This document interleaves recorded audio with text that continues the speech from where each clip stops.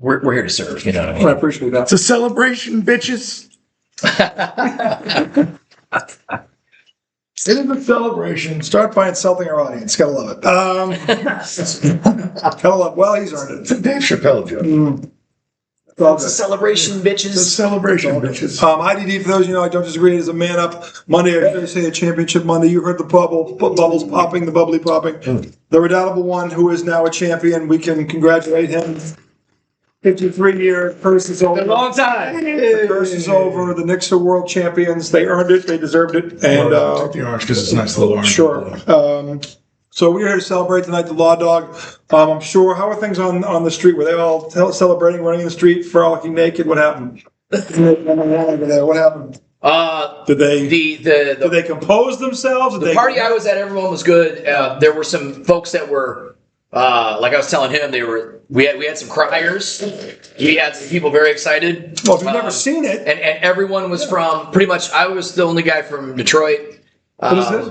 This is a strawberry orange banana crystal light. Doing it, yeah. Little action. It was kind of cool when everybody was introducing themselves to each other. Like, I'm from Bed-Stuy, I'm from Brooklyn, I'm from Queens. I live there. Bed-Stuy City. Yeah, like they're like all from all these different parts of New York. I'm like, I'm from here now, but you know.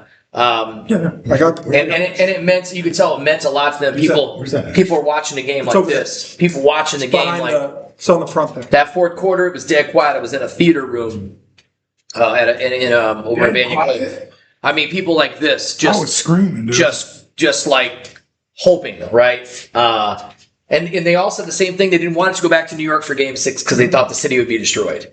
So I told him that Danhausen, the wrestler guy that's got the face paint, who had lifted the curse, apparently, like that was like a thing. I'm good. Yeah, Thank you. He's got this weird like gimmick where he like lifts curses, and he's been at all the Knicks games. But I already lifted the curse. And he lifted it. Yeah, you did. Yes, I did. Yeah. He also cursed the other teams on the way. Yeah. I don't curse. I didn't. The only time I ever cursed was that. So I did last year. So Danhausen, that's a big thing. So I said, hey man, he's a Detroiter actually originally, and like for real, like his real self. Yeah. And not he doesn't hail from parts unknown or some from Detroit. But anyway, but it was cool, man. I mean, like I had not been in a room with some folks that had like it realized how spoiled I was. You know, I mean, being a Lakers guy and you being a Celtics, we've seen a lot of titles. Spoiled way more than you. Yeah, absolutely. Between the Red Sox and the Patriots. Absolutely. And the Bruins. And absolutely. Yeah, I've seen all of them, and they're all the first ones. Like when the Red Sox beat the Yankees in 2004, that epic 3. That had to be, that's crazy amazing. But the Patriots in 2001, when they were 14-point underdogs to the Rams. Yep. And when Vinatieri made that kick, and the thing about that one was John Madden. People don't remember this. This will be quick because this is the next night. But John Madden said they should kneel on the ball, and the famous line is Drew Bledsoe, when Charlie Weiss leaves, tells Borrego, "Fuck that, go out there and sling it." And then they go down the field, and then John Madden changes his tune right in the broadcast, going, "Now I'm really liking what the Bats are doing." And then at the end he goes, "What Tom Brady just did gave me goosebumps," and then he won it. So and what Jaylen Brown did in Game 5, I'll be honest, gave me goosebumps. And it should have given anybody that. Jaylen Brown did get the number one. Did I say Brown? I meant Brunson. Did you watch the plus game? Yeah, this is not about the Patriots or the Celtics. No, I know, but Jaylen Brown did get. I meant Shaq Brunson. Fool, number one of the year. So with the hair. What he did in that game, 42 points. That's a Hall of Fame. He put himself in the Hall of Fame. You're talking about Jaylen? Yeah, he's in the Hall of Fame. That put him in the Hall of Fame. Yeah. That to me is a Hall of Fame performance. You guys, because OG didn't really do a whole lot. OG scored 11. Yeah. Cat scored 2. Yeah. Bro, he scored 45 on a night they scored 94. Yeah, he scored half their points. He took it to he literally took fucking legendary shit. It is. Legendary shit that puts him in the Hall of Fame, in my opinion. He shut every doubter up, including all of us Knicks fans. He's the king of New York. So, all time. He's the king of New York right now. He's the king of New York right now. Right now, I would go all time yet. You still have. Let's stay with it. You got Walt. You've got Jeter. I mean, for Knicks. For the Knicks. Pick any one of the Knicks. I mean, of the Yankees. All of them. Reggie Jackson. Sure. I mean, there's a long. But this was Reggie Jackson. I mean, for the Knicks. Reggie Jackson hit the 3 homers. Yeah. There's a whole bunch you could argue about for Yankees. Look, this was Big Poppy shit. This was Larry Bird shit. Yep. I remember why I burned Michael Jordan shit. Michael Jordan shit. So that was the performance. It's rare. It was an epic performance to watch. I was like, this dude is good for him because everybody under the sun pretty much doubted him. Yeah. Including the Dallas Mavericks, who really got to be kicking themselves today. Let's talk about that. I mean, just Did idiots. you know? And people can say nobody knew he was going to be that good. He went to them and said, "I'll sign a 4-year, $55 million deal," and they said no. They said no. He went again. They said no again. No. Then, because you know why? He didn't want to move. He talked about his dad moving all the time. But his dad moved 9 years in a row. Yeah. No, he said he wanted to stay with the same squad. He didn't say that. He said he wanted to sign it because you never know what's going to happen. No. Right. He was like, I got $55 million now, or I could, risk getting hurt or something happening. So he went to them twice. They said no twice. Then the trade deadline passed. He thought he was going to get traded. Mm-hmm. Trade deadline passes. And then they come back and say, "Hey, do you want to sign that?" And he said, "No, I've outgrown that." Yeah, he has. Yeah. And then, the Knicks end up signing him for, 110 for 4. Yeah, Brunson, Kyrie, and Luka. There's a big problem. There's only one basketball. They didn't have Kyrie them. That was 22. They got to the conference finals with him and Luka. They lost in 5 games. But they were young. And Luka got hurt. Luka got hurt. I'm like, this is what I don't understand about the Mavericks. That team was very young. And they got to the conference final. Common sense says you run it back. Because they're only both going to get better. It's almost be like trading Dylan. The Mavericks fumbled the bag. The biggest loser in this whole thing is the Dallas Mavericks, if we're being honest. So, I mean, because they look like idiots right now. But, dude, I mean... Not they needed any help. But it's pretty crazy because I got to watch it with my dad. My mom and dad came down. Oh, great. And, my dad and I don't think we'd watched a Knicks playoff game since the 90s. Right. Because they hadn't gotten back there since I moved out. You know what I'm saying? They got back there once, I can't remember, in the 20-teens with Melo and Jason Kidd. Yeah. But, when I was a kid, I loved the Knicks. Patrick Ewing was my guy. I mean, I would go to church, and it seemed like every year they were in the fucking playoffs. I would go to church. I would be wearing my Ewing jersey under my polo. Yeah. And then we'd go back, and the Knicks would be on at 1 o'clock against the Pacers or the Bulls or the Heat, whoever the fuck they were playing. And they never won. It was always just so bone crushing. So the fact that my dad came down, we got to watch it together. And just, I mean, the team.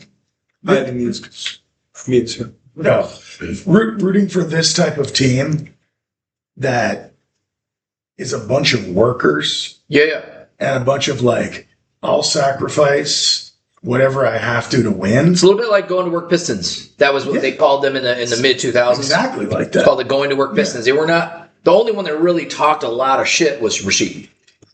Right, but most of those guys had been drafted or were together for a long time. The thing I thought was really cool about the whole Knicks experience was you see Patrick Ewing holding the trophy, you see John Stark, you see all these guys that they're allowing to come in that never won it but are still part of the Knicks family. Well, I think that was pretty neat. Ewing is part of the team. I don't think they would do that for us. Do you think they would do that in Boston for guys that didn't win? Invite them back and how the they say James Dolan is amazing about that. He's great. Except for Oak. Well, that's a whole different. That's a whole different thing. Yeah. But the first time I teared up and cried was when I saw Patrick Ewing hugging Kat. Pretty cool, man. And he was and he was yelling. Brunson hugging his dad. There's so many layers there. But yeah, that was another one. I saw a video of it's pretty awesome. His dad. But Patrick Ewing is a consultant with the team, so he's been with them. Oh, okay. With them every day. Yeah, okay, that's good. He's part of it, so he's going to get a ring. Mm-hmm. And he literally said, "I'm finally a champion." That's great. And it's just so awesome because Shaq and Kenny they were interviewing him before Game 3, and they said, "You're the greatest Knick of all time." Mm-hmm. And Kenny said, "You know why?" He said, "Patrick Ewing never played with an All-NBA first team, second team, or third team player." That is fucking insane. That is insane. We talked about that's criminal. The Knicks front office. I mean, that is criminal. Boned him. for his entire career. They never built around him. Right. They never got him a running mate. No. We've talked about this ad nauseum, and it's still one of the great travesties of a guy who's, I think, has always been underrated, given how dominant he was in college. Was it Dolan then? I don't know when Dolan took. I don't think it was. It might have been Dolan for part of that. Part of it. You know what I'm saying? But it wasn't all of that. But they failed him on a massive level. Yeah. And just to see him say, I'm a champion now, because he is part of the team. He was on the 99 team, wasn't he? Yes, but he was hurt in the finals. He didn't play in the finals. Yeah, and he was 38, I think. Yeah, he was the end of his. You know, and when they finally went and got Sprewell, they finally got a motherfucker. And they had Camby. Well, they had Camby, yeah, but I mean, Camby was his backup. Camby was never what he. He was never the college Camby, right? No, Camby was never. Camby was never coached. Remember who Camby's coach was? I do remember. It was Danny Cash. Okay, and I was supposed to be on that team. So trust me when I tell you, John Calipari has never been a coach. He's been a recruiter. He's proven it time and time again. We've gone over on this show the all-star team of NBA All-Star team talent that son of a bitch has had. He's got one damn ring to show for it. It's embarrassing. That included Cat. And De'Aaron Fox. But he had Marcus Camby at UMass, who was he was crazy good. And the Rose. That team was loaded, and he found a way to fuck it up. John Wall. So, but that's either here or there. The point is that the Knicks ended this 53-year curse of drought. It's not a curse; it was a drought. It was a drought. It was a drought. Because of poor ownership decisions, and your front office is going to either make you or break you. Dude, somebody told a story about how they had some kind of deal with the Nets, and the Nets owed them money. The Nets offered to give them Dr. J, and they said no, pay us. Why they thought Dr. J was too old? I don't know if it might have been when Dr. J was young. I don't know the exact story, but somebody said that, and I was just like, this is why this motherfucker said I'm good. And they're good. The girls made it. They're straight, solid. But it was just, man, it's crazy because, and we've talked about this, but now I understand what other cities feel when their teams win. It's amazing. Because, so the Giants won, right? I felt that. It was amazing. Yeah. But it's not the same because there's a split football town up there. You know, when I hear Eagles fans, they get them on there so much because everybody, go Birds, no matter what time of year, go Birds, because everybody's an Eagles fan, right? There's no other football team. And the same thing is true with the Patriots, and the Lions, the Dolphins. Most Dolphins is true of every team. Right. Because there's only one of them. But in New York, they're all split, and everybody's always got something to say because they're on the other side of it. But with this one, just to see people happy and everybody's up there going, man, I wish New York was always like this.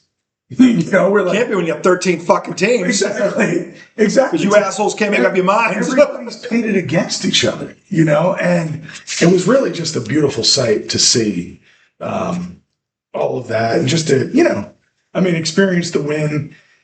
Finally, I wasn't as negative in this game. Because it was just over. It was the same fucking story.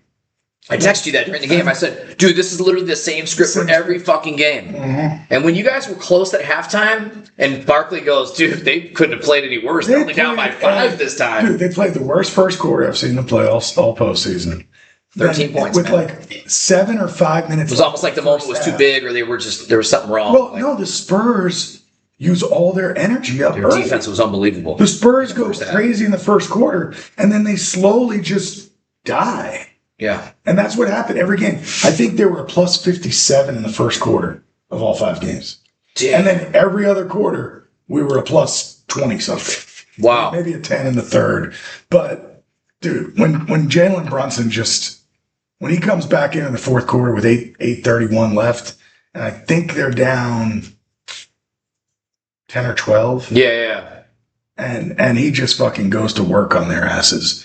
Pump faking threes, getting them up in the air. Just smart basketball. Yeah, just like totally dissecting them. Not throwing it in other players' backs, not trying to run out the clock and dude, lay when it he up. Starts calling when he starts waving people off so that he can get whoever Wemby's guarding to come set the screen so he can then isolate Wemby. I'm like, oh, shit. He wants it. Yeah. Yeah. And he brings Wemby out, and he breaks him down, goes to the bucket. Of course, no fouls because Wemby doesn't foul. Wemby tried to hurt him by sticking his foot under his landing zone. And even though refs are trained to look at the shot and then look right down at the feet, somehow they didn't do it this time. So Wemby, you're suspended for Game 6. Well, the Spurs now have their only albatross on their roster is De'Aaron Fox because of his contract. He unfollowed the Spurs today, by the way, on IG. And for whatever reason, he probably just want to hear the smoke. You know, I mean, he's probably turning off his social media because he's going to get it. The play where he pushed Josh Hart in the back. Yeah.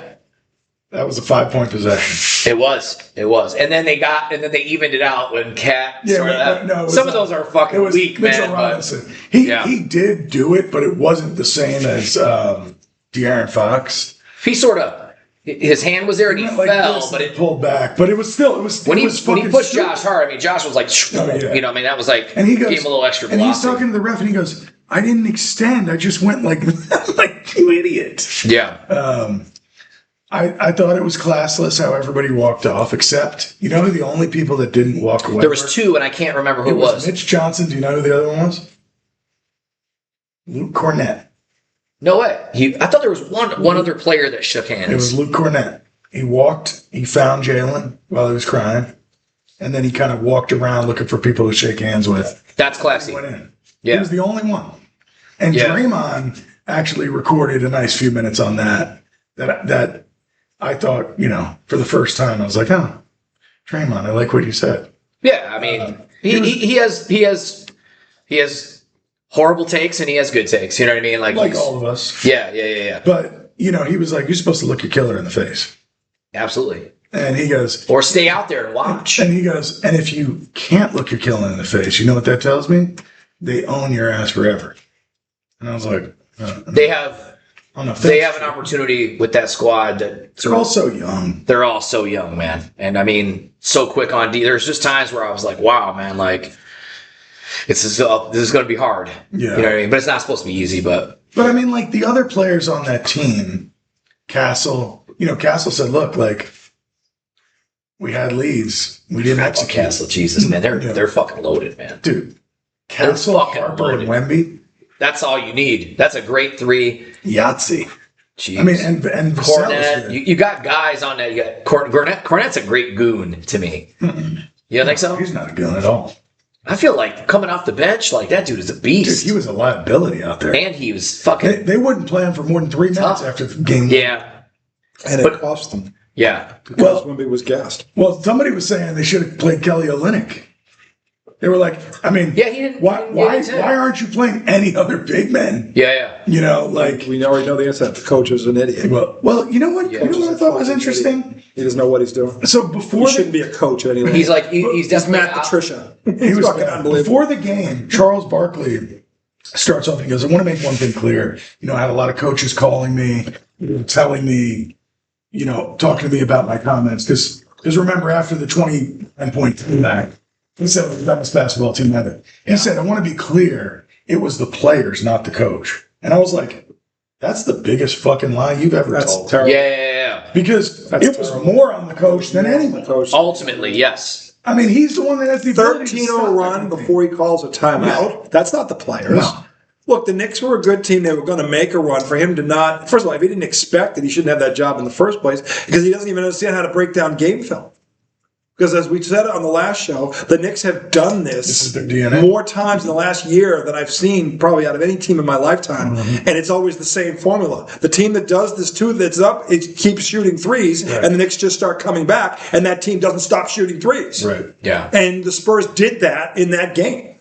What the fuck are we talking about here? Like, I don't understand. Like, and every great coach that I've ever encountered or met or talked to or watched or listened to says the same thing.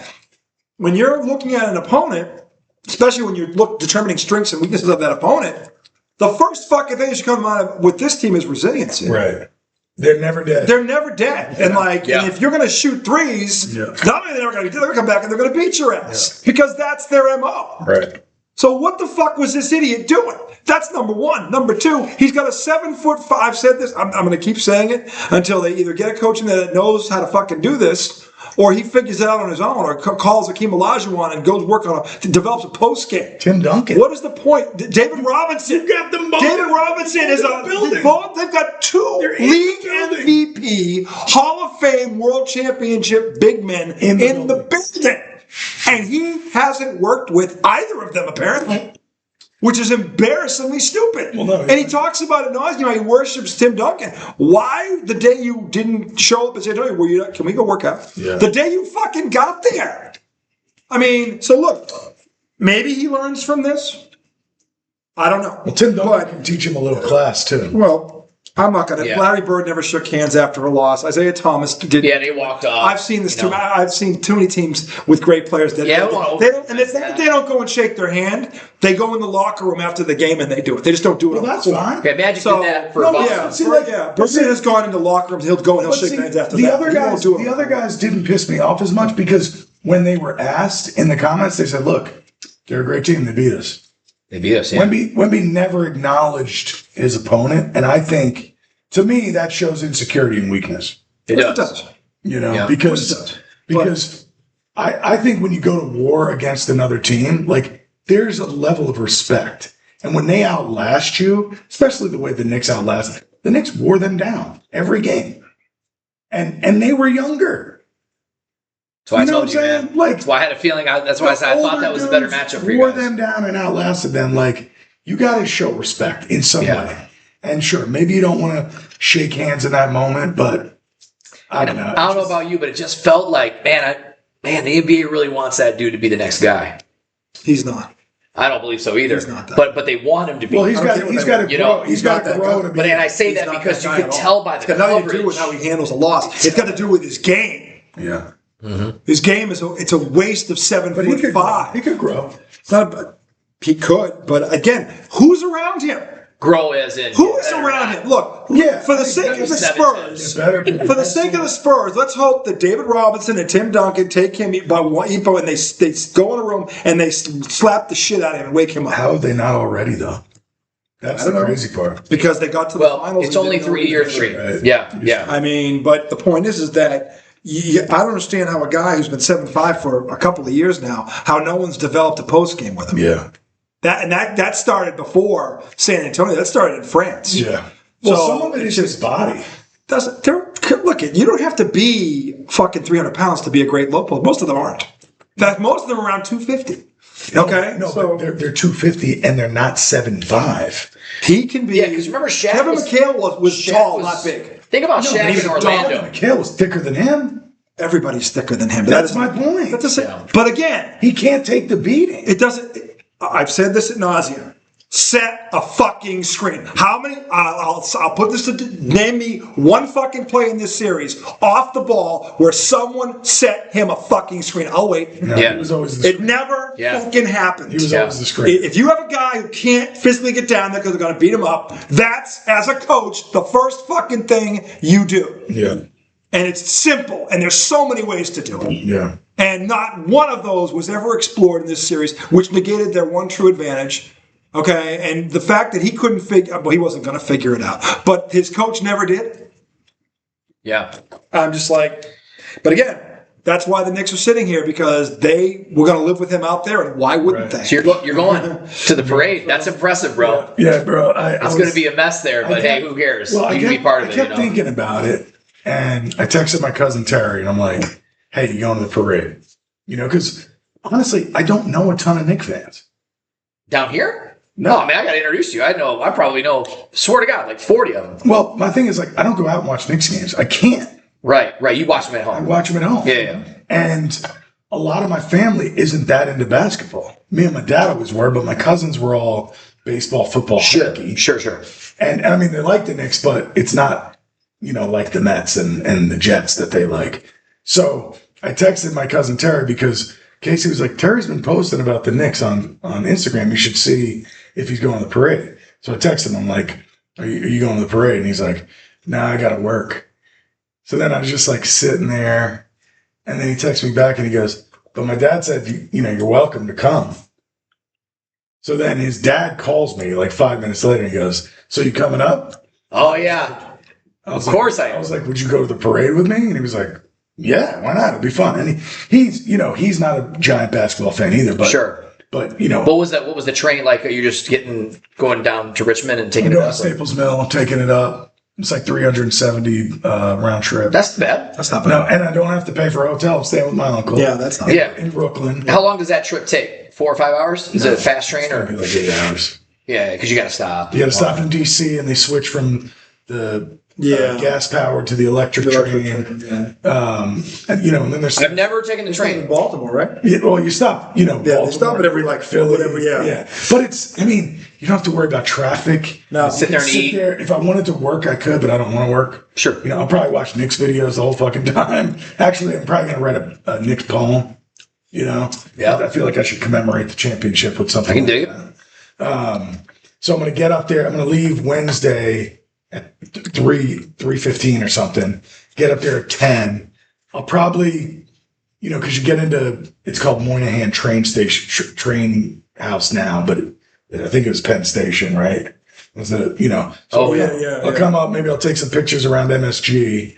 Yeah, I'll take the train out to my uncle in Brooklyn, and then the fucking parade starts at 10 a.m. Penn Station runs right under MSG, right? Drops off right there. Come right out. Where is it starting? At MSG or is it finishing? No, it starts at Battery Park and it ends at City Hall.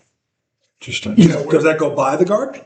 Or not? I don't think so because it's on Broadway. It's called the Canyon of Heroes because it's like you're in between all these skyscrapers. And you can't see the end of the street. Right. I've been there. You look left, you cannot see the end of that street. It's that long. And it's all, to his point, skyscrapers. Right. It's ridiculous. It's almost not real. If you haven't stood there and looked at it, you wouldn't believe it. But I've been in New York a lot of times to play basketball, so I've seen it more than once, and it still never ceases. I've never seen anything like it. Yeah, it should be like the ninth wonder of the world. It's like it's the one fucking street where you can't see the end. You talking about Broadway? Yeah, because you can't see East Broadway, West Broadway. You can't see the end of it. It doesn't matter. So I got to talk to my uncle because I'm like, it would be nice if we could go to where it ends. Because then they have the ceremony and the players will speak like that. Yeah. City Hall's where it's ending. Yeah, they're up on the steps. Yeah, that's what they do in Boston. So, and then they'll get like the keys of the city and shit like that. Yep. So that makes sense. I see it in But we'll probably have to get there like 6, 7 a.m. because it starts at 10 a.m.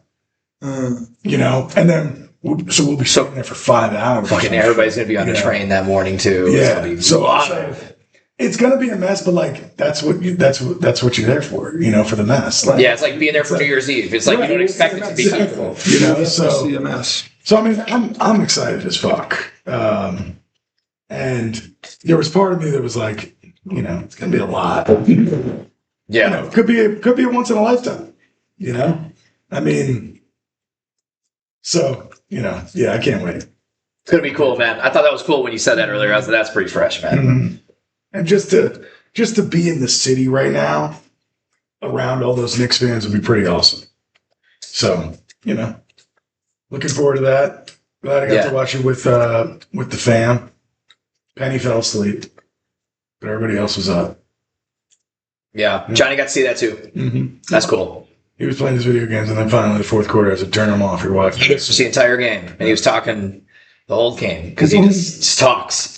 And I kept going, "Hey man, just relax," but he was into it. And my buddy JC, who's grew up in Bed-Stuy actually, he's like, "Man, bro, man, is cracking me up right now. He is into this, man." I was like, "I'm glad because my older son played basketball when he was younger, but then he stopped it after 8th grade, and I never feel like he's vested." So I text him, I go, "Man, pretty cool to watch the Knicks tonight, huh?" And he goes, and actually my older son was like, "Actually, nah, man." I was kind of like, I didn't understand why everybody was so excited. He was out at the bar in Detroit. He said everybody was freaking out. Yeah. And he goes, "It's the Knicks though." Like he didn't get it, but I was like, "Nah, they ain't won in forever, dog." Like that's why. Yeah. And there's a lot of New Yorkers everywhere, but I feel like probably more here than there are in Detroit. You think so? Oh yeah. Yeah, I mean, absolutely. It's just 6 hours short. With as much as it costs up there, it just makes sense for people to move south. It does. And And they're not far from home. Why the fuck stay up there and just pay through the nose for everything? Same in Boston too. You can't survive. Yeah, I don't know because I've never been there. Oh God! I know I've always heard New York. This house, up there, you can get a 2-room shack. Is freaking twice as much. You can get a 2-room shack. And the closer you get to the water, it just goes up. That's in a suburb, not on the water. That's east. I mean, west rather. You go close to the water, it just goes up. This house is $1 million in Franklin. Franklin is an hour and a half from the water. Yeah. Oh, wow. Okay. That's where I grew up, Franklin, which is like 10 minutes from Foxborough, where the Patriots play. Yeah. You start going towards the ocean. Oh, God. Or the Cape. Dude, and the taxes you... Not even the Cape. Just, the taxes. My cousins pay the personal property tax. Oh, they got that in Mass. Oh, it's probably Commonwealth. They call it Massachusetts. Massachusetts. That's why I heard that. New York, Long Island. Oh, yeah. It's personal property tax or real estate tax. But they pay like $15,000 a year. Yeah. The three most expensive places to live. $1,000 a month in tax. The three most expensive places to live on Earth are Long Island, New York, Southern California, LA area, and eastern Massachusetts. And the honorable mention's got to be San Fran. Those are the three most San Fran's stupid. So I came from one of those areas, and I'm glad I left because honestly, it's just we'd never have this there. No, we'd never have this. You'd have to go without of certain things. We were the house that we were in, which I sold for almost $300,000. This house could eat it twice. What was it? 1,200 square feet with the basement. Yeah. And we sold it for $295 because of where it was. Right. That's funny. We didn't make much on our house. We sold ours for $235. Well, we bought it for $215. What they did was they built they had rebuilt the high school and moved it, so that upped our property. Made it a little more attractive for people. So we made an $80,000 profit on it. Yeah, just like when we get our school here. So another high school, that hospital. Yeah, life's gonna be. Oh yeah. Yeah, it's already good when I look at my well, God, based on when value. I moved in, it's already good. I moved in when John was a month old. Yeah. Oh, wow. So you've been here 12 years, 11 years? Yeah. So I'll be 9 in August. 12 years. Wow. Yeah. So I'm 5 in August, but only 4.5 in the house. So no, it's now a lot of New Englanders and New Yorkers have moved to Tom's Point, south and west. Yeah. To have a better life because most Philly's cheap too. Make that money. Philly's much cheaper. Yeah, everyone says, man, you can get a really reasonable house there. Yeah. In a nice area, unless you want to go. The Lower Marion's a little pricey. That'd be like us. Every city's got their expenses. If you're living in Philly, it's not going to be that cheap. Yeah. Oh, like downtown Philly. My sister lives in Fairmont. Okay. In Philly, and I don't think that shit's cheap. She's in a brownstone. Does she do well? Oh yeah. Oh yeah. Okay. Yeah. That's good. But I mean, it's not cheap. Yeah. For sure. And she sends her kids to private school. Private school probably costs $30,000 a year or some shit. It's ridiculous. That's another thing. That's ridiculous. Anyway, we're going to take a break. Segment 2 coming right more from the New York Knicks from Thomas. The curse is over, boys and girls. Segment 2 coming right up. Don't go anywhere. Don't you go anywhere.